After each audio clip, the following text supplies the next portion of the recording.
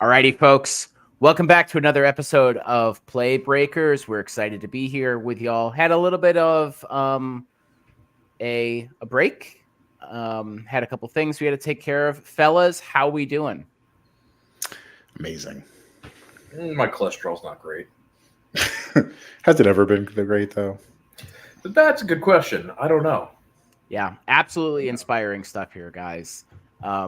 As I said, excited to be back. Took a little time off, had to do a couple things, had some work stuff come up. But we are going to keep moving along with our divisional breakdown. And this week, we are going to be talking about the NFC North. A pretty interesting division, to say the least, because there's going to be a lot of moving parts with it. And presumably, the number one first overall pick in the draft, Caleb Williams, is going to be a Chicago Bear. Guys, before we jump into anything, any topics you want to get into, any news that has come up? I know as Giants fans, Darren Waller is just stringing you along. Don't know if you all are ready to start throwing things, but I'll toss it over to you. I mean, it's kind of a shame because we've already done both the AFC South and we've done the AFC East, because this past week we had the Diggs trade, and we sure did, yeah. I feel the need to kind of sit here and talk with you guys about that and unpack that a little bit. How do you guys feel about that one? It's weird. A weird deal. It's a weird deal, right? I kind of understand the thought process, but you give up those picks and then ultimately essentially kind of rework his deal, so it's essentially a 1-year contract now. I get that he's like 30 at this point, so they're kind of shielding themselves from potential, long-term contract, but it's just kind of weird for me. I don't really think I understand, because now you're either expecting that he's not going to be part of the team after this year, or you're going to have to now rework a contract for him. It's still a win for the Texans in my mind. I don't know what the Buffalo Bills are going to do, because, Gabe Davis leaves in free agency. I mean, Khalil Shakir is the first receiver on that depth chart now. That's now, granted, it is a really good year to have a needed wide receiver, but it is interesting because this seems like this is kind of now setting it up for, like, Josh, you're going to have to elevate this team where we can't afford to be putting all these people around you. So now you have to be the guy. So it's interesting. I'm actually curious to see how it goes. Yeah, it's pretty interesting from both perspectives, and I think the Texans are really interesting because I'm not exactly sure why they went out and got him, because you're going to get a guy who the last couple of years in Buffalo struck me as somebody who was kind of unhappy with the way things were going, and you put him on that 1-year deal. It's effectively like a prove it deal, right? Like, hey man, if you want to get like the bag from us, you're going to actually have to show up and play and elevate this team. And then from the other side, from the Bills, I think they are going full rebuild mode because they have just stripped away everything from this team. But I'm also looking at the Buffalo Bills page, and again, this is from April 9th, so yesterday. They have 10 picks in this upcoming draft. Yeah. I'm really curious. Do they make a play for Marvin Harrison? I was just, what? It's so funny that you said that, because I was literally thinking about that the other day. that if they wanted to get aggressive and go for number 5, because I think the Chargers are like really kind of looking at their roster and it's not good. And I think they really need a retool, because if Jim Harbaugh wants to build this team within his image, because I anticipate that like 4 or 5 is going to have to be the spot, right? But if Minnesota makes a play for number 4 to get JJ McCarthy, then that leaves 5 where you got Neighbors and, you know, Harrison and all those guys sitting there. Do they make a move for Marv? It would be a Julio-esque type of move, right? Like, Yeah. it would be very similar to what the Falcons did back then. Like, you have a guy, they had Matt Ryan and they wanted to get him that one big piece. I think it would be a smart move, honestly. But at the same time, a lot of good receivers in this class that are going to be there. You know, Donnie Mitchell might be there, and like, you know, he could be wide receiver 3, wide receiver 4. So I don't know. It's a tough one. Yeah, I just think that it's going to come down to, it's going to be one of the 3 guys. It's going to be Odunze, Marvin Harrison Jr., or Malik Neighbors. I think they're going to want to go out and get a guy who is a proven receiver at the college level. I know there's a bunch of other guys out there, and Xavier Legette we've talked about too. Brian Thomas is another one. I would rather stick to one of those 3 because they seem the most rock solid. At least those are the ones that everyone's talking about, and everybody else is in a second tier below them. It seems like a toss-up between Neighbors and Harrison Jr. at this point. But I mean, the Bills are if they don't do that, they're done. Like they have effectively resigned this season to grow and develop because they have no wide receivers at this point. They have no like true offensive weapons. It's a reset year for them. It is funny though, right? Because it does feel like that if Marvin Harrison and Neighbors and Odunze were not in this draft, that Brian Thomas or Donnie Mitchell would be wide receiver 1 in any other class. You know? Yeah. But I agree. And again, this is a nice warning to certain teams to not go too aggressive on certain players. Like that Von Miller deal is the thing that's really screwing them here. Yeah. You know, it's funny though, because I feel like they added a new problem to their list, the Bills. I felt like they really needed to concentrate on defense, the run game, and instead they've somehow figured a way of opening it up to now needing receivers as well. It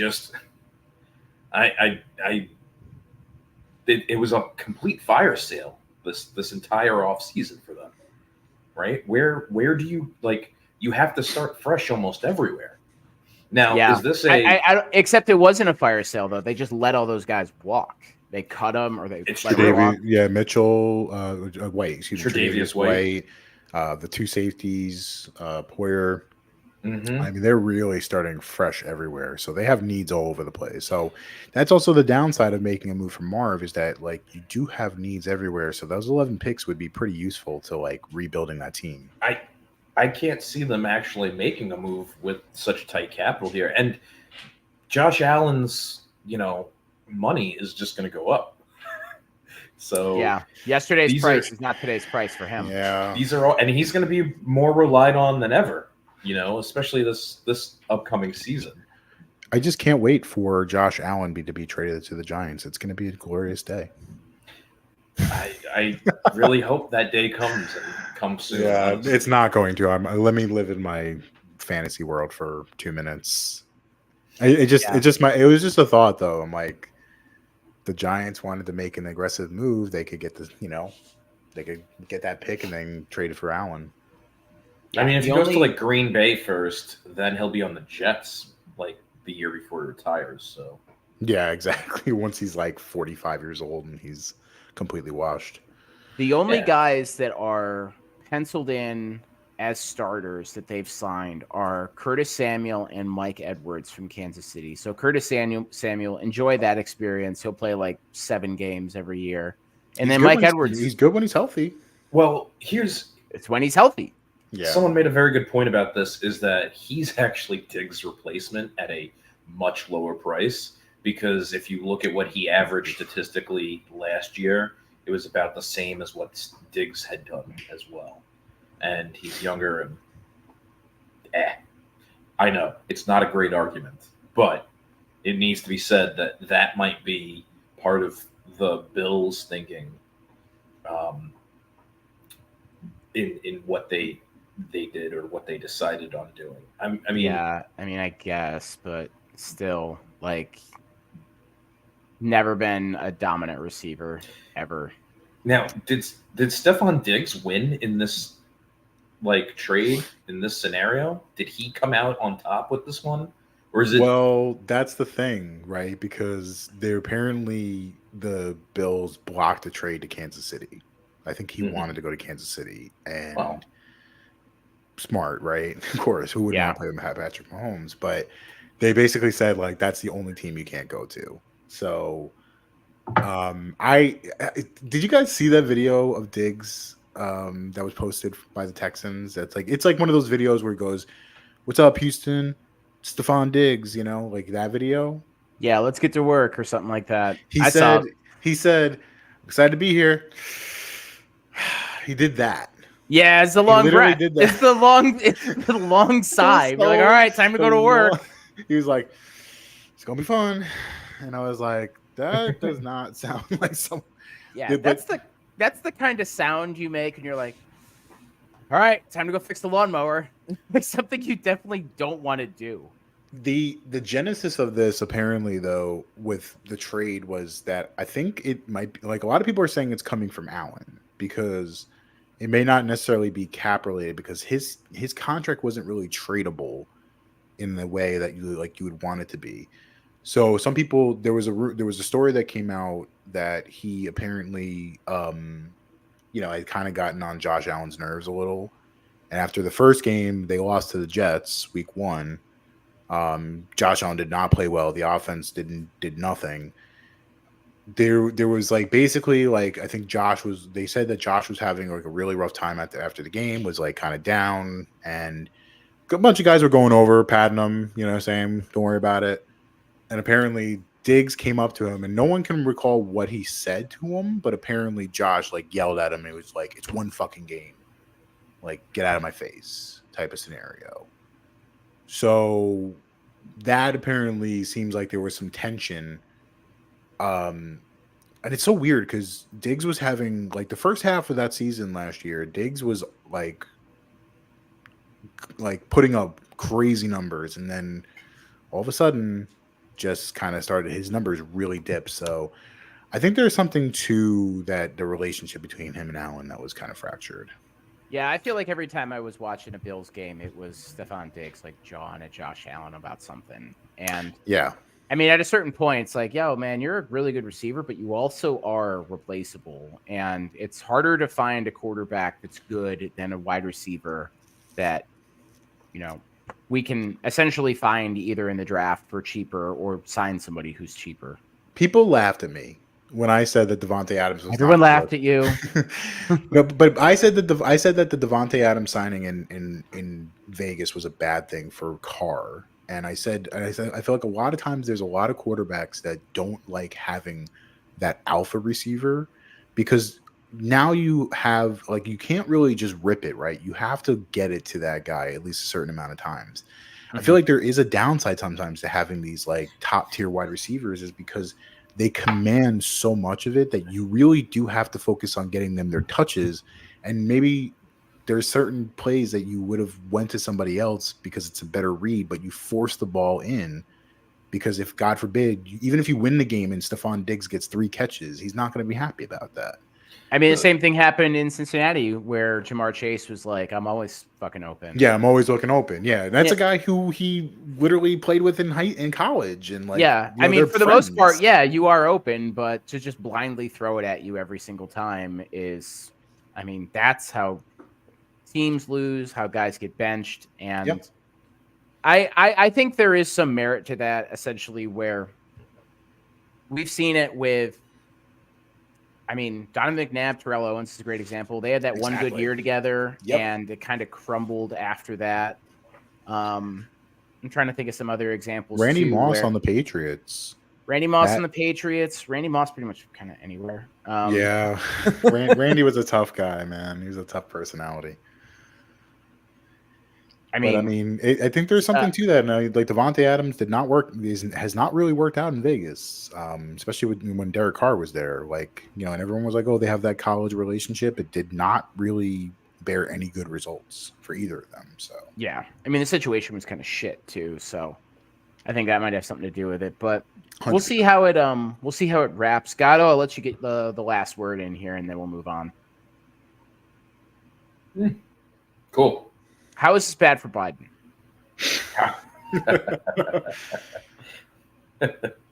No, I think the one thing that kind of might make sense of all of this too is the style in which Diggs is a receiver versus what I think the Bills might be needing with their quarterback receiver matchup versus what will be offered with CJ Stroud.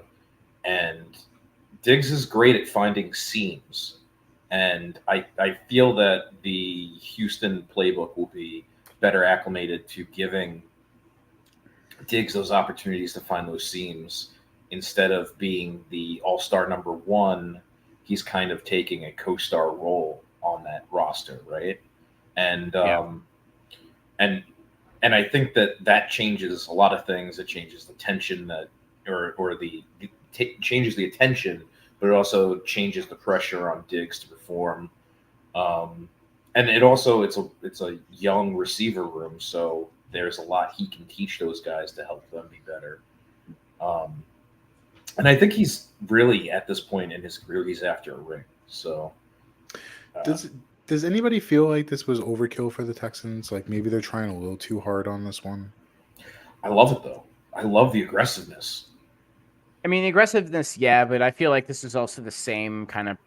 I guess it's a little bit different because the contract is structured in such a way, but I feel like this is very much like a team that's had a taste of being good, and now they're just trading to get more of the same. This is like the first time you walk into a casino and you go over to the roulette table and you put money down on a number and it fucking hits, and now you've gotten the bug and fucking. What do you do from here? You go and you fucking spend a mortgage payment on losing bets at that point. So yeah, I just feel like I've seen this movie a lot of times, and the best example would be like the New York Jets with Sanchez and Rex Ryan. Remember that one year, like they had capless year. Yeah, where they had like a 10-win season the year before, and then they went out and got Jason Taylor, Plaxico Burress, LaDainian Tomlinson, like all of those dudes. And it's like, whoa, hang on, guys, hang on. That was the year. You're getting all the olds. That's not a good idea. There's another team in Texas that is always all in and feels they were just one piece away from being the most dominant in the end. Who could that be? They are just 1 30-year-old away from being super good. It's their year, guys. Skip Bayless told me so. It's they're all in. For him to throw more of his shit in the garbage and film it. I love the videos, man. He's always huffing like. I mean, just the motorized jersey burnings trash, that go on there weekly and in the fall is just amazing. To live in his building must be a story. But we're going to move on. First and foremost, if you all could do us a favor and provide us with a thumbs up or a like on your favorite streaming platform and write a review and share it with your friends who are also football junkies and degenerate gamblers, that would be fantastic for the show. Remember, this is Playbreakers. We are breaking down the NFC North. And fellas, I think this is probably we landed on a division that has a lot of intrigue to it, particularly because the number 1 overall pick is going to go to the Chicago Bears. So let's start there. Chicago Bears, they were ass last year, and they've been that way for quite some time. A team that has never been historically good at drafting quarterbacks, has never been historically good at developing quarterbacks, is now going to get the number 1 guy. There's a lot of holes on that team. Coaching staff is a bit questionable. and it's been a revolving door at offensive coordinator. So everything seems fantastic for them. How are we feeling about the Bears this upcoming season? Q, do you want to take this one? That is a Stephon Diggs response if I've ever heard one. Yeah, no, I mean, listen, people have been saying that this is the best situation that a number one pick has ever really been in. And I don't disagree, because they really have done the work at pretty much getting as many pieces as they can. I mean, did they overpay for DeAndre Swift? Yeah. But kind of had to. But getting a guy like Gerald Everett is really interesting. DJ Moore is going to be a really good number one wide receiver, and also having that 9th overall pick too. That, like, I don't know, it could really make a huge difference for them. So I look, at the end of the day, this is a team that has not had a 4,000-yard passer ever. Mm-hmm. So. But, like, at the end of the day, they're making a good move here. Like, I like Justin Fields a lot, but I just didn't see it being a real long-term option for him. I think they're going to be okay. I think they're headed in the right direction, maybe for the first time ever. Yeah, you also another guy that was added too was Keenan Allen, and I think and Gerald Everett. Yeah, I mentioned Gerald Everett. Yeah. Allen is interesting, though. I mean, he's a guy who's kind of always hurt, but when he's not, he's good. And I think having at least somebody with the potential of being a solid number 2 receiver only helps Caleb Williams. He's coming off of another 100-catch season for 1,200 yards, 7 touchdowns. So, yeah. So hamstrings don't fail me now. This is this is the one interesting thing, though, is that because there's obviously the conversation about Caleb Williams and about whether or not he's a bust or not, or if he's going to be living up to the reputation. Like, he's going to have every opportunity to prove himself. So, yeah, they cleared out what's his face? They got rid of Fields.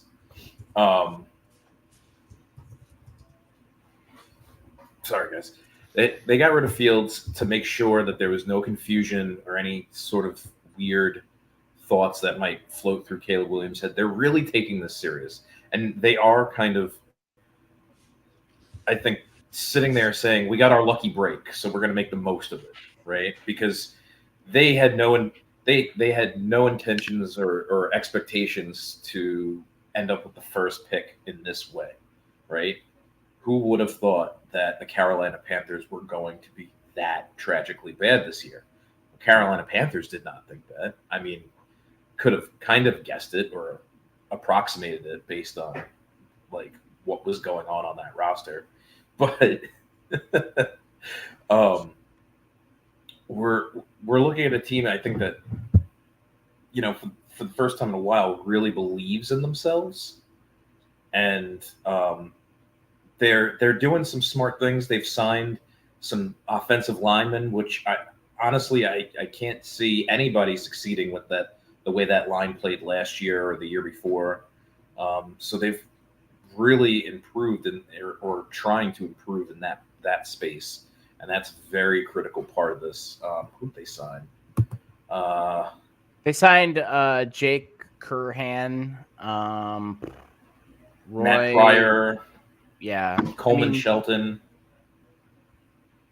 I mean, these are okay guys. I wouldn't say that they are going to be game changers, but I would imagine that probably with that 9th pick, they're going to draft a tackle. They're going to bring somebody else. I'm not so sure about that. Well, I mean, you're wrong, but well, if it's not a tackle, who you think, Q? I think there's a possibility that a guy like Odunze might sneak into that pick. So if the draft falls how I think it will, that Caleb goes number 1, 2 is going to be Mayor Daniels, 3 will be Mayor Daniels, whichever one doesn't go there. If the Vikings are aggressive and go for 4 and get McCarthy, 5 is going to be Could be Joe Alt. I know everyone's expecting the Chargers to take a receiver, and I get it, but like, it's not out of the realm for me that because of the fact that like the way Harbaugh is with the offensive line, that they just go take Joe Alt. Giants will take a receiver at 6, and then the Falcons probably not taking a receiver at 7. They'll probably take a defensive player, and then 8, 9. There's gonna be somebody there. It's potential that somebody's there. I think they really like the idea of having those big 3.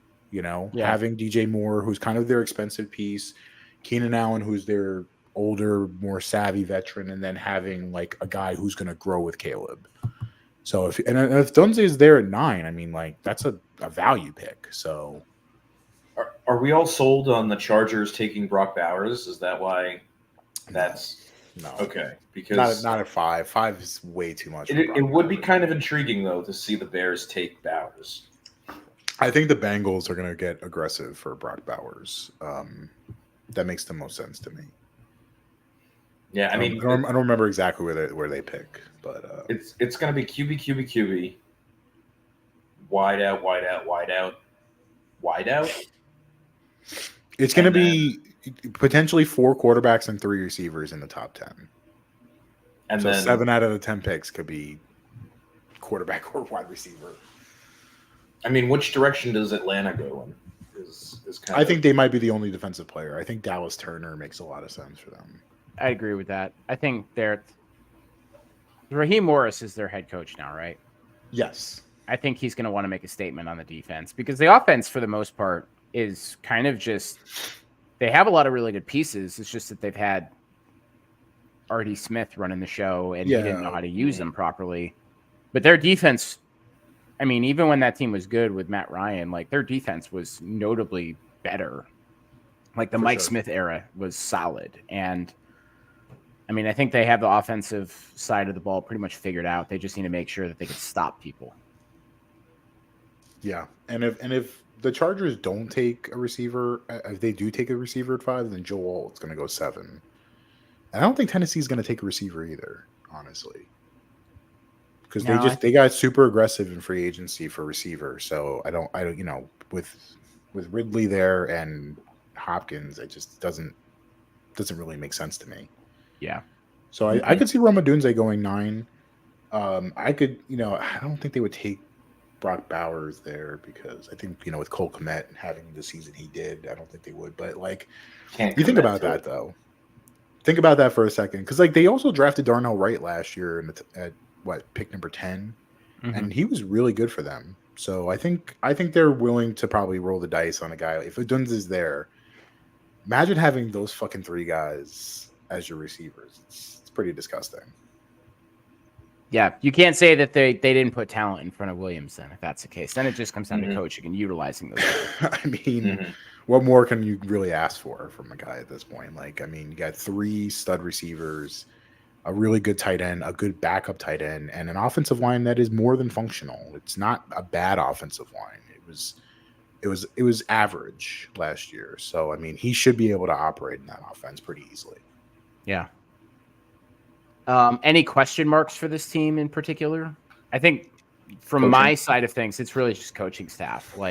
This is the 3rd year in a row of Matt Eberflus and his team. Forever fluke. Yeah. I thought he was going to get fired at the end of last year, to be honest with you, and they wanted to just start. I didn't think he was making it the whole season. No. I got to be honest. No, and one of their coaches gets fired midway through the season and then gets arrested. Yeah. That's a whole mess, dude. Yeah, your house was not in order at all. And they're on another offensive coordinator too. At a certain point, it's no longer the players, it's the coaches. To be fair, they did hire Shane Waldron as their offensive coordinator, and I like that hire a lot. So he did a lot of good things with Geno Smith in Seattle. So I think it's a good. I mean, even Drew Lock looked like a serviceable quarterback in Waldron's system. So it's a run-based offense. Obviously, that's just how Pete Carroll operates. So I think for them, with Roshan Johnson and DeAndre Swift, they're going to probably try and make it easier on Williams early in the season. And if he feels confident later in the season, kind of shift more passing friendly.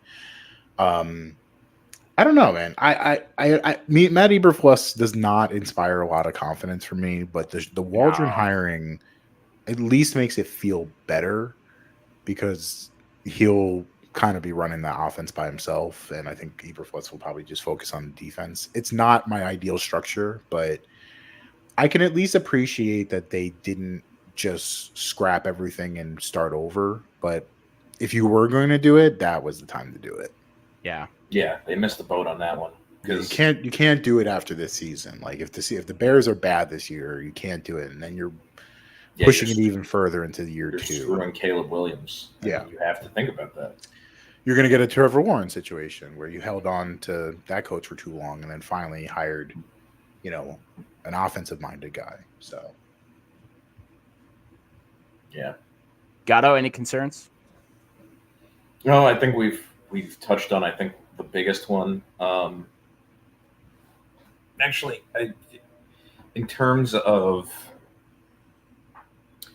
what this team looks like what is the I don't know, I know Chicago fans, their only expectation would be to get to the playoffs, but what does a turnaround season for the Bears actually look like? I think for me, it's a double-digit win season, right? I think that's I think candidly, I think that Houston might have skewed the metrics for everybody with talking about like a turnaround season with a high draft quarterback. Yeah, and that recency bias might make things very dicey. Yeah, that one right there. For me, I think 7 or 8 wins from that team. Most importantly is Caleb Williams stays healthy for the entire season, and they limit the number of hits on him. Because and I just say that not because I think he's prone to getting hit, but I think if you look at a lot of the young quarterbacks that play well when they start, they have time, and they also are able to read the field more than what Justin Fields or Sam Howells of the world or other guys like that as soon as they drop back, they've got like 5 people in their face. Yeah. And we've seen it with Derek Carr. We've seen it a bunch of guys, or David Carr. We've seen it with a bunch of guys. Like getting hit that often, that young, stunts your development. It's hard to learn to read defenses when you're when you're on your back. Exactly. Yeah, and he has a propensity for playing hero ball and holding onto the ball for a long time. I mean, again, he makes magic happen when he does it, but he's going to have to. But you know what the good thing is? I will say that he played behind arguably one of the worst college football's offensive lines. I mean, USC offensive line. Yeah, it was bad. Anytime I watched any of Caleb Williams, it was like this guy is under duress every single play. Mm-hmm. So if he's able to survive behind that offensive line, I think he can survive behind the Bears' offensive line. Fine. I mean, in general, like that entire the coaching for that team is just horseshit too. So it was the same 4 route, which was one of my big fears. I think actually for Caleb Williams was that it's about 4 their playbook is about 4 routes long, and it's 2 crossers and 2 verticals almost every time. Yeah, run as fast as possible. I'll throw it to you. Yeah, I want to put it out there. Are we 110% that it's going to be Caleb Williams at 1? Yes. Interesting. I mean, don't you psychiatrist me? How does that I know you think it's going to be that. No, he thinks it's JJ McCarthy, right? Because that's the narrative he's been pushing. Listen. You guys have shit on JJ McCarthy so much. You guys have made him underrated. I'm just putting it out there. No. There was a mock draft that dropped today, based on it's scouts, basically, anonymous scouts doing a mock draft, and they actually had Drake May going number 1. I don't think it's going to happen, but it's so weird to me how it seems like the narrative on Drake May has kind of shifted his the betting odds are all saying that he's not going to be the number 2 pick. But arguably, I think he had one of the better, I think if you watch his tape, is like he's got some of the best tape.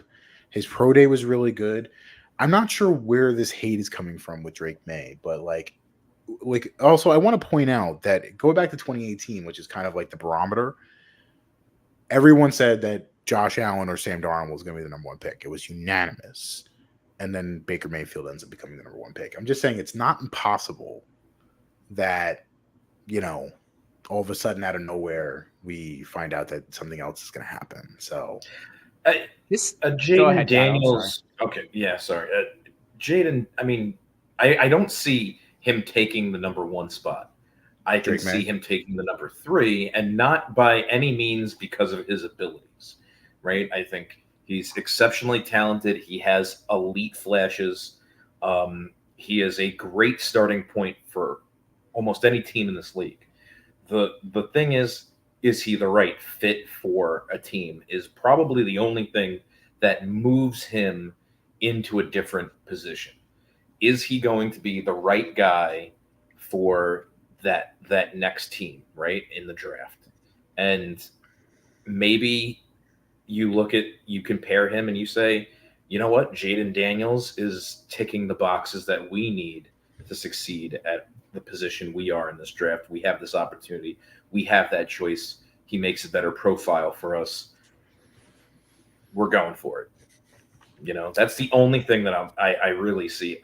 I see the shade, and I always think there is like a planned push to get him down to a certain position or whatever, or expectation, so that there's that narrative or that story later on, like surprising, twist of events here. Lots of people didn't see that coming, but it. So the calls are coming from within MetLife Stadium. So you think Jaden Daniels has a better chance of going number one? No. What I'm saying is that I don't see number one changing at all. I don't live in disillusionment there. The Bears have been very forward about their motives, and that's the thing, right? I'm just saying that he might not go 2, he might go 3, because there's the possibility that Jaden Daniels fits a little bit better for one team or another. I think a lot of this is pre-draft just noise. For sure. This happens. It's the boring time of the year. Honestly, this reminds me a lot of the negativity that was swirling around CJ Stroud last year, where it was the guy hasn't thrown a pass since December, and all of a sudden he's instantly worse than everybody else.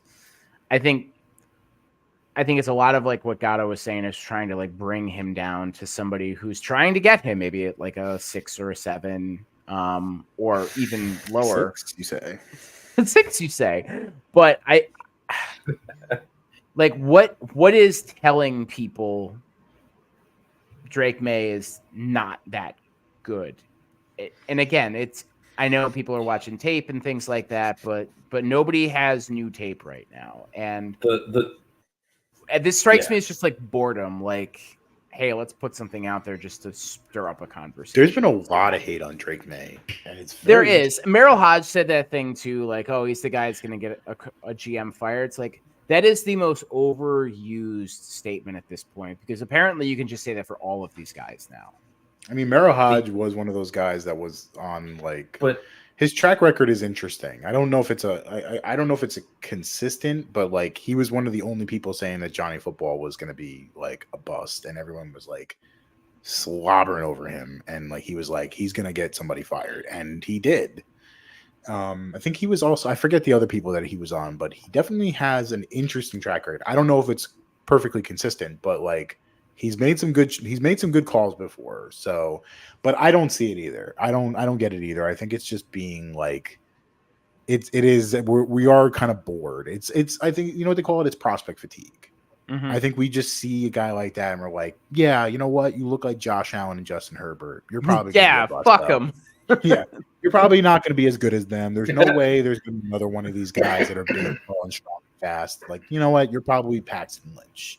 So you're going to get somebody fired. Oh, way back machine right there. Man. It's also just easier to shade somebody because the moment that they don't perform well or they hit a slump, you get to go, see, I told you so.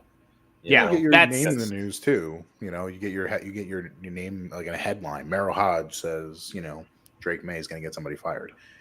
Yeah. I've not heard anything that Drake May is like a bad kid. So like if anything, if he's not the guy you expect him to be, I think it will just be because the game was too fast for him. I don't think it's going to be because he's not going to work hard. So I don't think any of these guys are. That seems like a weird one for Drake May because his register is probably one of the fastest in this draft. Yeah, it's interesting. So I don't know. Yeah, so with that in mind, we do have to move on to the other three teams. Wait, there's 3 other teams? Believe it or not, yeah. So let's move on to another team that's going to be QB hungry with the Minnesota Vikings. So Kirk Cousins. You don't like Sam Darnold? Speaking of guys that have gotten GMs fired, Minnesota Vikings. Kirk Cousins is gone. He went to Atlanta, got his bag, legendary bag getter. But still a sound by the bag. team. Probably the most talented team that has to pick this high in the draft. I mean, you have Jordan Jefferson, who's there for another year. Jordan Addison, who, by the way, is posting Andrew Tate memes now, apparently. I guess we're cool with that. I did not even know about that. Yeah, that just kind of came up. So we know where his head's at. And, I mean, there's talent on that team still. But I think, first and foremost, their issue, and I really like Kevin O'Connell. I think he's a really good coach. I do, too. With what he's been able to do there. Yeah. I'm just going to start it right off. Are they going to trade up and draft a quarterback? They have to. There's nothing else, right? The point I've been making about all of this is that I think in any other year, like QB4 or QB5 in this class is QB1 or QB2. Like next year, like I've looked at these guys, maybe Carson Beck is going to be the guy. Like there's really no guy that's like kind of sticking out to me. So like I think McCarthy next year would be QB1 if he was to go out next year. So like I understand the thought process. Some people are like, you're going to take QB4 at like pick number 5 or pick number 4. And it's like, yeah, because like this is a really good class. I think this is the time to go get your guy. They need to be aggressive. Like, because I think the Giants will take McCarthy if he's there. But like, I don't think they're going to move heaven and earth to get him. I think they would move heaven and earth if Drake May's at 3 or 4. Right. But like for them, I think McCarthy is kind of a perfect fit for Kevin O'Connell. So he is a very much a rhythm-based offense. I mean, I would say that there's a couple guys that McCarthy reminds me of, one of them being Kirk Cousins, kind of like a more souped-up Kirk Cousins. So I think it would actually be a good move for them. And like some people are thinking that we might get a renaissance year from Sam Darnold because he well, I mean, it's the Geno Smith type of mindset that like maybe he's better than the environments he's been in, and he was just in San Francisco. So, the thought process is that like maybe he picks some stuff up over there. I don't know. I don't believe in it. I think he'll be a good bridge quarterback. I think he's going to be an interesting case to see in the Kevin O'Connell offense because it kind of fits him. He might be better than advertised, but I don't think you're going to all of a sudden see Sam Darnold become a Pro Bowl quarterback. So, that offense is too good. And signing Aaron Jones too, which was like, I thought was a good move for them. I think that there's really only one glaring weakness on that team, and it's quarterback. Yeah. Gato, what you thinking? This is, I feel like they can play it. They can play it risky and trade up and give away some draft capital, or they can probably play it cool and on the cuff and wait till second round and pick up someone like Michael Penix. And Michael Penix might be a great choice for them because you've got Justin Jefferson out there. You've got an arm. You can make things happen. You've got Jordan Addison. You can make things happen. So I don't know if they're as desperate as they seem, because Kirk Cousins, to me, is not this spectacular quarterback some people love to make him out to be. He's an all right quarterback, and you just need to replace all right with something all right to get back on track. Because what was their big derailment this year was Kirk Cousins going down, because then they had no quarterback, right? Otherwise, they were someone that was looking to contend in this division up until that point. And in terms of defense and stuff, like they seem to have found their niche in a lot of big play calling, going with a high percentage of stunts and rushing the quarterback. And I think they're going to keep on that, because I think this year you need to figure out a way to slow down both Green Bay and Detroit. And a flustered Caleb Williams is probably your key to victory against the Bears. So I think you might be better off spending this time looking at a defensive prospect, someone that can help you out. It's an interesting take. I think like the Penix is, I think of the guys in that second tier, Penix is probably the one that I would want over Bo Nix. But I think they are another team too that has, outside of Dante Culpepper, has never really had a sound quarterback that they've been able to bring in on their own. And the guys that they've drafted have also not been great either. Like, I think, is it Christian Ponder who's the last guy they drafted?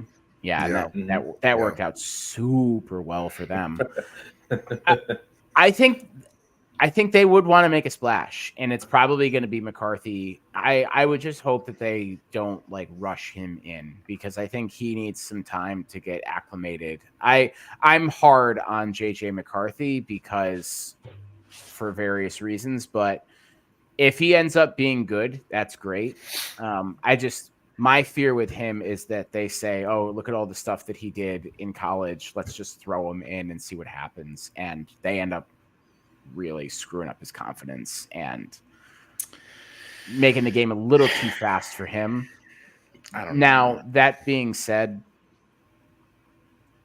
I don't think this is a team that has a lot of opportunity to wait. I think they need to go out and grab the best guy that's available, which would probably be McCarthy in that position. At the end of the day, though, like, I would just hope that they're getting something that's comparable to Kirk Cousins in there, because as long as his decision-making is just a wee bit better than Kirk Cousins, that could be a 11 or 12 win team. I don't think with a guy like McCarthy, you have to sit him, because also remember the Vikings offensive line is pretty damn good. And then also on top of that, you have a safety net with Aaron Jones, guy who's really good at pass catching out of the backfield. So you have that kind of that safety valve built in. You have like a Pro Bowl tight end. You have Justin Jefferson. You got Jordan Addison. I mean, really, again, the infrastructure is kind of built for a young quarterback to be able to walk in and if worst case scenario, at least keep things functional. So I think actually, and I don't think he's going to start right away. I think if they do get him, they'd probably go with Darnold right away. They paid $10 million for him, so I imagine they're going to want to get something out of that. I just you have to do a lot of projecting with JJ McCarthy, which I think that gives me a little bit of pause. I will say though about Sam Darnold, I don't think being close to somebody means you're going to get better. I think it's going to be the exact same Sam Darnold that we saw in Carolina. A guy even there, the game was too fast for him. I think the thought process was that because of his time to mature, and also this is like the West Coast offense is exactly what Sam Darnold needed, and he never really got that with the Jets and then with the Panthers. The thought process was that Sam Darnold was able to restore it. It's a confidence thing, right? A lot of times it is a confidence thing. So I think some people are projecting that maybe he is a more confident guy. There were some people who were saying in the beginning of the year that he should have been starting over Brock Purdy. I disagree, but Yeah, all that talk like he's the best quarterback on the roster. It's like you people need to watch the film. The most notable thing he did was catch a college disease and miss a month and a half. I was mono. I thought you meant syphilis. well, you never know, man. We don't know, but could be. I like Sam Darnold coming out, so I'm more confident on him. I still think he could be a valuable bridge guy. I don't think he's going to be as good as I don't think he's going to have a Geno Smith season, but I think he'll be serviceable. I think you could do a lot worse than Sam Darnold. We'll put it that way. Yeah, I would agree. The guys that they had, like the Josh Dobbs of the world, like that would. I think those. I like Josh Dobbs, but he clearly and what he did was really impressive, coming out of nowhere and being able to not knowing these guys' names and putting up that performance. But he is what he is. He's a low end starter, really high end backup. Yeah. For some of the signings for the Vikings, I saw that a lot of them are defensive focused, and I think that was kind of the problem that they had last year. Was their defense was just a little long in the tooth, getting tired. I saw a former Giant on here actually in Jihad Ward. Any bit of a scouting report on him? Really good run defender, good edge setter, offers little to next to nothing in the pass rush. He was a favorite of former defensive coordinator for the New York Giants. So I don't know. I like Jihad Ward. He's an interesting locker room guy. I think he added some good elements there, but he was also kind of a weird dude too. So it's a low end signing for me. I really liked the Aaron Jones signing. That was good. He the thing about Aaron Jones, I know he's older. And I understand the thought process behind that maybe he's getting long in the tooth, and he has had some injuries for sure. But he's a fucking gamer, man. He comes up in those big games. That game against Dallas, he was crushing them. Yeah, he was nails. It's funny we're bringing this up now because that was going to be something I was going to say about the Packers was how could you let this guy go? To sign, I didn't understand that at all. To get Josh Jacobs essentially at a more expensive price. I mean, I know Josh Jacobs is a really good running back, but he's never stayed healthy. So you you essentially released a often injured running back who was a fan favorite to sign a guy who's also often injured for more money. It's just, I don't know. Yeah. I didn't get it. Well, with that in mind, we can move to the Packers battle unless you got anything else to say. Nope. I was just going to leave us with this number for Jihad Ward. In 2023, he had a 1.1% pass rush win rate as an edge rusher. Yikes. Yeah. I'm good. He is not a guy that you are going to use in rushing the passer. He is very much a guy who's going to be setting the edge for you. And that's very weird for that Vikings defense because it's almost like a tip of the cap that they're going to be putting him in when they think there's going to be a run play, right? He's not going to be again, we're going to move on to the Packers, but he's not going to be a starter, right? This is a guy that is going to be spotting plays every now and again. I think he might get some spot starts depending on injuries, but you're not going to start him. If you're starting him, the Giants were down bad when they were starting him. We knew oh man, because there was Azeez Ojulari who was always injured for us, and it was going to be Jihad Ward. Yeah. Again, run defense, from a run defensive standpoint, if you're going to use him as just an edge setter on certain downs, first and second down, and then he's going to come off the field on third, it's not a bad move. But they also lost Daniel Hunter too. We kind of buried the lead on that one. That's going to be a huge loss for them. So they are kind of missing some pieces there. Yeah, and I'm assuming just based off of the guys that they've signed, they're really hoping to be able to like fill in some of his stats with just a number of other dudes. Quantity over quality, right? Yeah. Right. Yeah, it seems So that way. the Green Bay Packers, looking at them, a really interesting team from the perspective of started slow and then got really hot by the end of the year. Jordan Love with a sneaky good year. Yeah. I think it's fair to say that he is a good, if not growing to be really good quarterback for that team. And again, the Green Bay Packers strike again with getting another fucking franchise quarterback for them. I really like him. The Green Bay Packers, man, they don't have a boss per se. Their hit rate right? is insane on picks, man. And I think that's the whole key to this, right? There's this special combo of that they can always look for a bigger picture, some sort of forest past the trees kind of attitude when they're drafting, right? Because they don't have like someone breathing down their neck about. They don't have a Jerry Jones, demanding wins, or a drink spiking what's his face down in Carolina. Dave Tepper, yeah. Dave I'll tell you one Tepper, thing. yeah. Green Bay Packers, great example of socialism at work, people. Like when you give the team to the people, they continue to win. Tom, we get it. It's an election year. Take it easy. But just looking at some of the guys that they've signed in free agency, Josh Jacobs, you alluded to earlier, Q, but also backing him up, AJ Dillon. So he's They back. re-signed him. Yeah. Yep. I will say I looked at the Josh Jacobs contract, and it is more bonus structured than anything. So it does provide them some flexibility. Yeah, incentive laden contract, so to speak. Yeah. And I mean, they signed Xavier McKinney in the offseason, which I thought was a great move for them. It was an expensive contract, but for any Giants fan who's watched him over the last few years, he's more than worth it for sure. 4 years, $68 million. Yeah. Yeah. I mean, but you're going They to get got the some money out of it. This is a young team, so they're not paying much right now for things. So- Things are going to get expensive for them quick, though. Granted. Yeah. So Next I 2 want to years. pose this question to you too.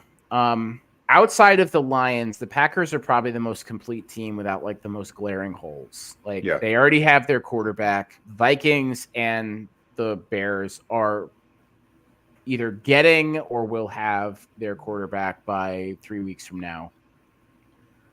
Is this a team that can contend with the Lions next year and potentially take this division? I think So I think there's 2 parts to that, though, right? And I think the first part is mostly driven by where the Lions go, Right. or what the Lions look like next year or the year after that, right? But I think this team is sound across the board. They're doing all the right things, right? And a part of that, though, is about being consistent. Can they stay consistently this good, or did they just catch a really hot streak at the end of the season? They kind of pulled the Giants in the postseason. They kind of drew the easy team to beat in the Cowboys, and it took them kind of far. And they looked phenomenal, right? Like they were good going into the end of the year, but I think they were playing the Niners pretty hard too in that game also. Yeah, in the beginning, right? Right. Yeah. I mean, it just and I can also make an argument that in the playoffs you don't always get the same teams that you think you're going to get, right? Like the 49ers have a lot more to lose at this point because it's all about staying alive. So you play it a little bit closer, a little bit safer, right? And so maybe that game didn't reflect it. The weather was a little shitty. And I don't think I'm detracting from the way the Packers played last year. It's just, did they maybe get hotter than even they expected to? And it was a bit of a luck streak, and those pieces might not click the same way next year. Is that possible? Like, Yeah, because they there's a looked part of me that pretty. thinks that. they didn't look great at the beginning of the season and midway through. They kind of just They turned it struggled on in at the games end. against the Bears. Yeah, yeah. I mean, there were times where things looked a little lost and questionable for them.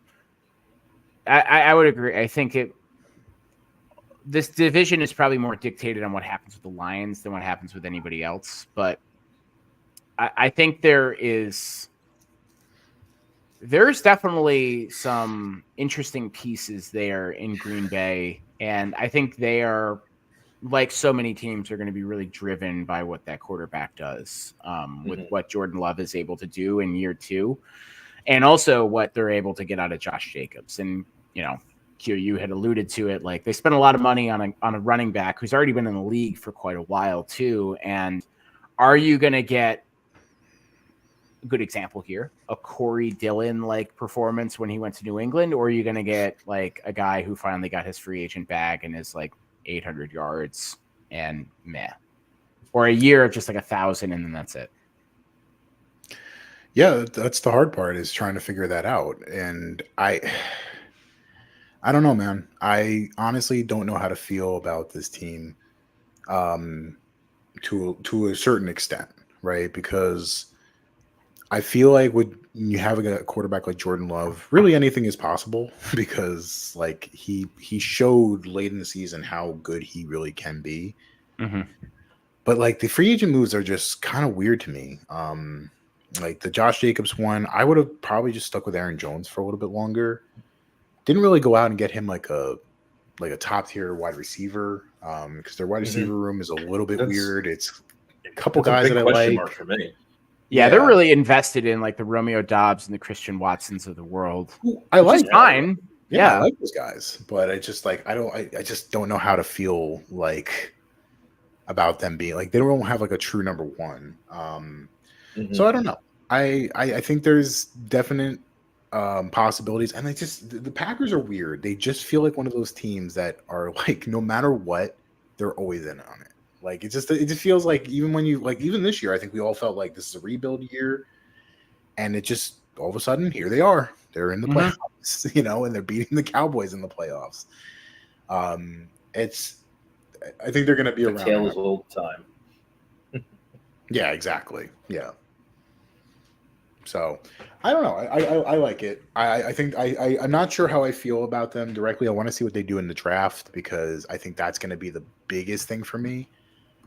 Because if they nail the draft and they go walk away with 2, maybe a top end wide receiver, and because they already built up their defense in free agency, so I like that. The offensive line's always pretty good. They survived without Bakhtiari for a long time, so his loss is not significant to me.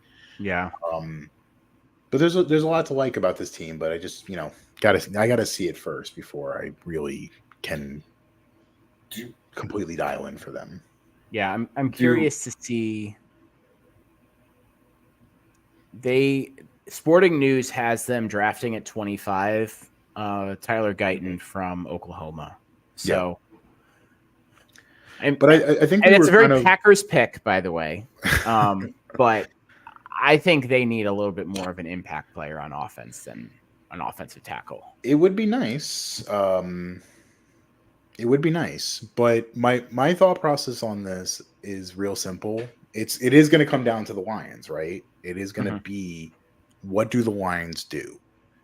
And if the Lions are the same team from last year and they're crushing people on the ground and everything, then I think they're going to be fine. But I think there is a chance that there might be some regression with this team. So, the Packers might be able to find that angle. And I also worry long term about,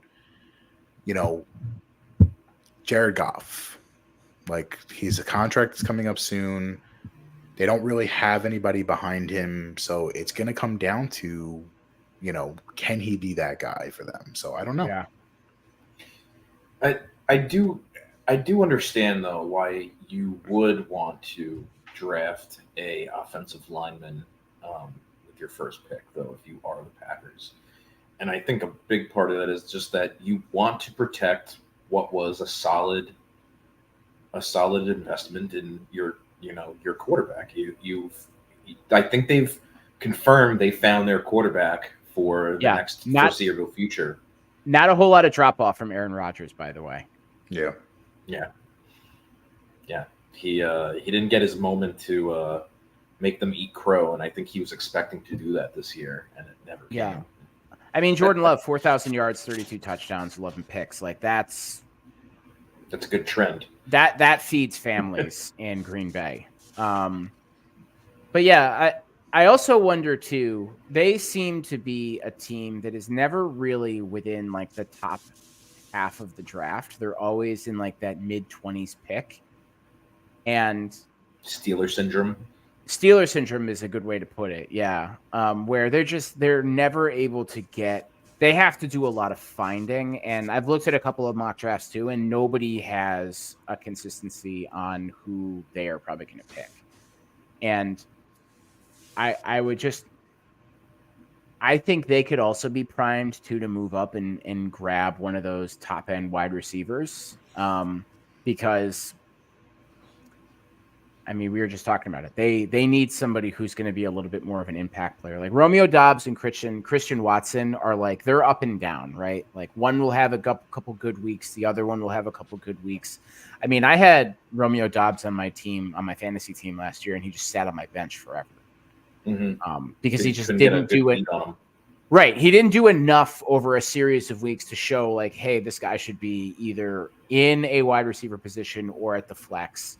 And I just wonder that, are you going to get the same from Jordan Love this year that you did last year with this same group of guys? And who knows, their development might be going through the roof. Devontae Adams started a little slow in his development as well, but you knew he was going to project into something. I think Green Bay can kind of surprise everybody and go out and get a big impact player. I think that's what they need. If they were to go out and get like a Brock Bowers too, if they want to trade up that high, but you never know with them. The one thing that makes me think this is not the route they'll go, though, is exactly what you said. Even though they pick in the lower tiers, they consistently are finding good pieces there, right? Because they already know they're not going to get any of those top guys, so they don't think about that in those terms. They see the value when it drops to them, right? And they pick up the value that's left over. It's imagine kind of being like that confident to be like, we're going to be good, so we're not going to worry about the top 15 picks. I mean, it's definitely a different philosophy, right? Which is also why I don't see them, because here's the other thing is, I don't see this team having such a giant hole to make them whole, right? Or a giant, need that a deficit, right? Yeah, there's nothing there that's like glaring that you're like, if they could fill this spot. So I don't see them necessarily risking draft capital for that opportunity. Yeah. They're just perpetually there, man. They're just always good, and I hate it. This is what an organization should look like. It is fucking annoying though, because it's like, why is it every single fucking year this team just never goes away, man? Like they always sit these guys for a couple years and then they end up becoming really good quarterbacks. They never spend like any money. Michael Myers of the football. Like, just fucking die already. Probably going to be moving on from the Packers to our last team of the Lions. But before we do that, any closing thoughts about the Packers? Anything you wanted to say that we haven't gotten to yet? No. I'm interested to see. I'm interested to see. Go ahead, Gatto. I'm sorry. The way in which they like, do they? I think they go offensive lineman and then they go defense. I don't know if they add to that receiver room, and that's my one big worry. Is that they don't add anything to that receiver room. And that was the reason why Aaron Rodgers was annoyed by the time that he left, is they just wouldn't invest anything in the offense. I hope they draft a long snapper or something. Moving on. The new rules. Yeah, I mean, he'll probably make like 7 All-Pro teams or whatever. But Last team here before we do that, again, just do us a favor and like and subscribe. Again, Playbreakers podcast. Talk about football all the time and going to be doing it over the summer. Gatto, you got something to say? And don't forget to subscribe to our Discord. It is the best place to aggregate through all of the best scoops, all of the latest and greatest updates going on in the football world. We have it broken out by teams. It's good stuff. There is some really good stuff in there too. It's a nice way to be able to catch everything that's happening with other teams in a kind of a condensed place. Like Gatto has done all of the work for you. So if you don't want to have to scroll around on the internet looking for information from the Arizona Cardinals, Gatto has already lost enough sleep finding all of their beat reporters to be able to do that for you. The man works over for free. 100 sources on there. Yes. Yeah, the man works for free. This is what I wanted to use. I built this because I wanted to use something that would give me those scoops. So I'm giving it to you. You just have to like and subscribe. Literally, just do those two things. It's so simple. For the love of the game. For the love of the game. Seriously, all right. Though, anyhow, let's keep it moving. If you need a link, message us. We'd be happy to provide it to you. Last team here, Detroit Lions.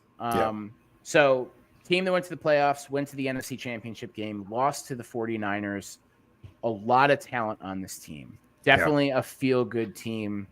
We are old enough to remember the dark days in Detroit where they went winless. We also remember the times with Jim Schwartz where they were so back, they were never more back than they were then, and then it was over all over again for them. It's over. Now they are very much back. I'm going to start us off here because I have a thought that you have all kind of expressed already, but my opinion of this team this year is more important than last year for them because now they have to prove that they are actually back. We've seen teams go on a hot streak, have one good year, and then regress. I think this is the most important season that they've had in a very, very long time because they have to prove that this talent is for real and this team is for real. And frankly, this coaching staff is for real. I think we had talked about it at one point, their whole approach from Dan Campbell works, but we could also see it wearing on these guys pretty quick. And in bad seasons, people might stop listening to it. That being said, I think they'll still be good. But this is a really, really critical year for them. Discuss. Yeah. I mean, ending the season the way they did and Dan Campbell making those very kind of strange decisions obviously kind of left a sour taste in a lot of people's mouths. So they really are going to have to get it figured out and because there were so many times they were just so dominant and it just felt so weird. Why does this team seem like they struggle in the big moments? So and that's really the making of a good team, right? It's not your ability to dominate people in the regular season. Anybody can do that. Mm-hmm. The Chiefs are great because of the fact that they understand the little things to be able to win in the postseason. And the Lions have not proven that yet. So, and again, I know that their window's not closed yet because they still have Goff. They still have Montgomery. That offensive line's really good. But every year, man, it's going to take – it's the Cowboys. Remember when the Cowboys had that, ridiculous offensive line? They were able to do anything offensively. Eventually, those guys get old. They get old quick. And your window will shut really, really fast. So they need to capitalize here. This is their moment. So if this year they can't figure out how to figure out the little things, Ben Johnson staying again – there's only going to be a certain amount of time before he finally just decides, it's not working out here. I'm moving somewhere else. So, yeah, it's actually funny you bring up the way the season ended for them, the Dan Campbell decisions and everything, because I think when we look at this team and we set aside those questionable calls, this team is extremely talented, extremely good. They should be winning the Super Bowl.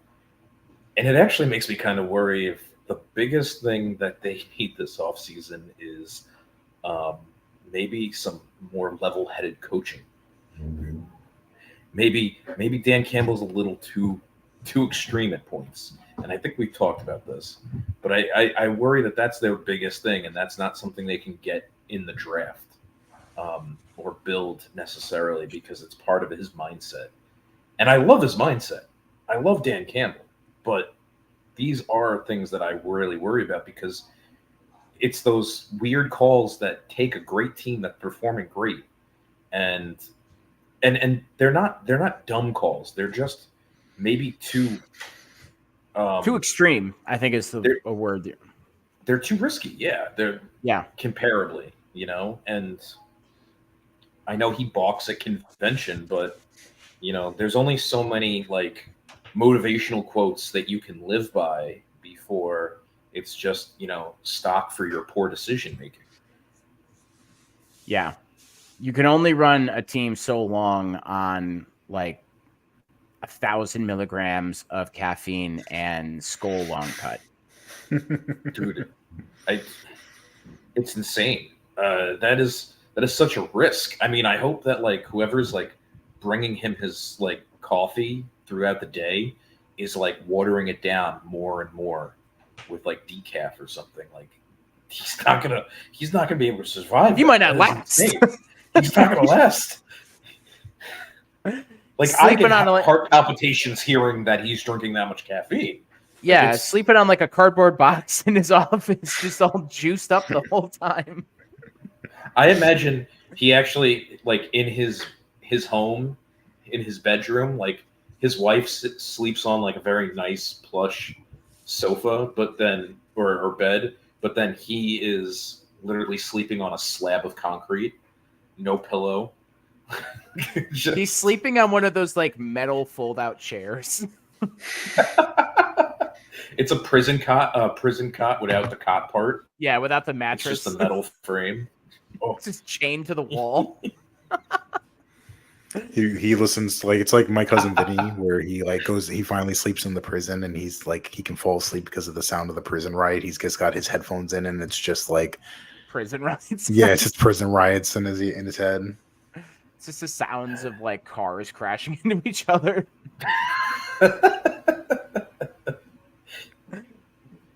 Somebody throwing garbage into like a giant dumpster. Anyway. Just shoving it down into the drain. Yeah. Garbage compactor. Pouring paint into a public drain. Honest question for you guys. I want to get your take on this. Q, I know that you mentioned this is Jared Goff's contract year. Has he shaken off the narrative of being a shitty quarterback? I don't think he is. I don't think that should be. If that is the narrative on him, I don't think it should be. Because I think the reason I bring that up because of the way that he was portrayed when he was drafted by LA, that like, this guy doesn't have it. And then also all of his success in LA was based off of other people's doings. Other people's doings, the coaches like calling plays for him in the headset. And then when he got to Detroit, everyone's like, ooh, I don't know if this is a good move. Like, you sure trading Stafford away was the best move? I think he is a guy who's gotten a lot of flack over his career, but I'm looking at his numbers now. He's put together a pretty nice career, all things considered. I think that's the narrative on Goff, is that like kind of similar to McCarthy, is that like he didn't really like do anything physically that wows you, right? Like he doesn't have the like elite level arm, and like his accuracy is really good, but like I wouldn't say he was like Chad Pennington in his prime or anything like that. But I think he does all the things that like he makes the people around him better, I think. Mm-hmm. And I think he has kind of like Stafford, believe it or not, has an ability to elevate his receivers. So like for me, I think he's gotten a lot of flack over his career, but I was like a little bit surprised that Detroit did what they did in trading Stafford, taking on Goff's contract, because it wasn't necessarily taking on Goff that was the thing; it was taking on his contract. And I almost thought he was just going to be a bridge guy for them. And they kept saying how much they believed in him and how much he was going to be their starting guy. And it just kind of felt like coach speak to me, but like he's settled in. He's really good. So like, honestly, at this point, I don't see a reason why you would move off of him. It's going to be tough with the contract because it's the Kirk Cousins thing, right? Like, are you paying for a guy that you think is just going to be good for you, or are you paying for a guy that you truly believe can win you a Super Bowl? Because that's the difference. Yeah. Eat your vegetables. Yeah, I mean, I don't think that there is. It's hard because the numbers are compelling enough. Like, this is a guy that at least will put you in a position to be fighting for a Super Bowl. And I also want to point out too, everyone was kind of iffy on him getting drafted 1-1. He's the only guy in that quarterback class that's actually worked out. Pretty amazing, huh? Noted Carson Wentz, Paxton Lynch, just a bunch of goons in that draft. If I were the Detroit Lions, I would be comfortable having him as our quarterback, and I would try to re-sign him. And at the end of the day, the salary cap is going to go up every year. And that contract might look pretty expensive now. In 3 years, it will be mid. In the same way that we looked at Patrick Mahomes' contract and then Lamar Jackson's. However, we're not saying that for Deshaun Watson's. That thing still sucks. It's going to suck for a long time, too. Yeah, a very, very long time. But I don't know. Gatto, what you thinking? I mean, that's well, one, the whole Jared Goff thing, like the narrative of like somebody having to tell him what to do is not necessarily a terrible thing. That's what coaching is there for, right? Yeah. Now, the question is, can they take what is being told to them and then use it on the field, right? And in that case, I think a lot of coaches would feel blessed to have a guy like Jared Goff in that scenario because he's literally able to go out there and do what you're asking him to do in those situations. And it's not like the asks for the Detroit Lions are small on him. It is quite often that they're going for it on fourth downs in long territory. It's not like they don't have faith in him when they're asking him to do things, So like we forget about that part, I think, a little bit with how risky this offense plays it, that only shows or proves that Jared Goff is actually that good and worth it. And the crazy thing is they're probably going to get a discount on him when they do go to re-sign him because he's still got to shake that stupid narrative. So it's kind of unbelievable. In terms of where this team is going, I feel anything less though than a Super Bowl appearance is a disappointment at this point. Do you guys feel the same way? 100%. Yeah. Yeah. Go ahead, Q. No, I was just agreeing that, like, yeah, at this point, you with everybody staying because like most of the good teams get poached, right? Like they're really good coordinators get poached. Ben Johnson has stayed. Offensive line still elite. Penei Sewell, and is arguably one of the best tackles in the league, if not the best. You have too many pieces in place now. You've had too many years where this core has been together. If you can't get it going this year, I think there's going to be questions about whether it's ever going to happen. Yeah, I hate to put that kind of pressure on a team that it's Super Bowl or bust, but that's kind of the game that we're playing here. And I'll echo what Q was saying too, because at a certain point, you're going to have to start paying these guys. You got to make some hard decisions. We just talked about Goff, him being one, but at some point, Aiden Hutchinson is going to have to get paid. You have David Montgomery and Jahmyr Gibbs. Gibbs just got drafted, but Montgomery is not going to be there forever. I feel like they've had a very, very short window of success. Like, I feel like the Bills window was open for like 5 or 6 years. This one feels like you got 2 years to do it. And it took so long for this team to build and grow and turn into what it is or what it was last year that it's almost unfair to them because again, it took them so long to get there, and now it's like we have to win. Not tomorrow. We have to win right now, and we don't have any time to wait. I mean, for the love of the league, they need to.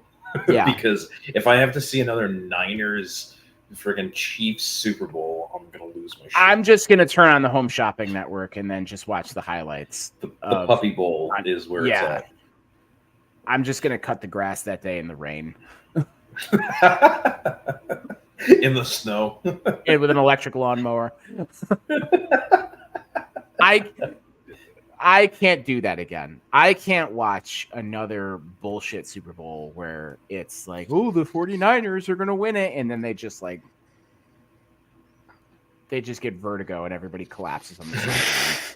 They just shit their pants. And they all hold their hands and just pass out. Just like, yo, Bagaya! And they all run to the bathroom. Yeah. You can't eat the food in the stadium during the game. This is what's going to happen. But yeah, Gatto, I think you're right. Like it's a win now thing. And I'd also say too, probably for Dan Campbell as well. Like he's got to prove that he's not just like the Captain Insano. He's actually like a coach that can inspire teams over multiple years through thick and thin. Yeah. I don't know. I again, they're that team right now that is probably the biggest question marks for me because I don't know what they could really even do in free agency that would like necessarily like make me feel more confident about them. Because I already kind of feel confident about the team. It's more of coaching. It's more about leadership. So I need to see that Dan Campbell is going to be measured first. Yeah, if they start out like 0-2, crisis mode immediately. Yeah, it's people are going to start pointing fingers. I think one thing that might be interesting for them is maybe potentially giving up their first round draft pick for a player on a team somewhere. That's something I feel like drafting a piece is not the move for them necessarily because, like we said, this is all right now, right here, right now, and this team might do best going out and getting an established piece, maybe even just a little furnishing. T. Higgins, you are a Detroit Lion. That is actually a good one. That's a juicy one. Donovan Peoples-Jones, grab that luggage. You're bringing it on the bus. Hold this towel. Donovan Peoples-Jones. Isn't he on there? Yeah. Yeah, they just signed him. Yeah. I would have to think so random. Getting off track here, but I'd have to think T. Higgins is traded on draft day. No? I don't know because I think that Cincinnati definitely values him. So I think they might just try and see, play chicken with him and hope that he just ultimately, takes whatever's out there. And I don't know. It's a hard one. Yeah, it's classic Cincinnati Bengals move of just like refusing to pay guys and then having them be upset with you.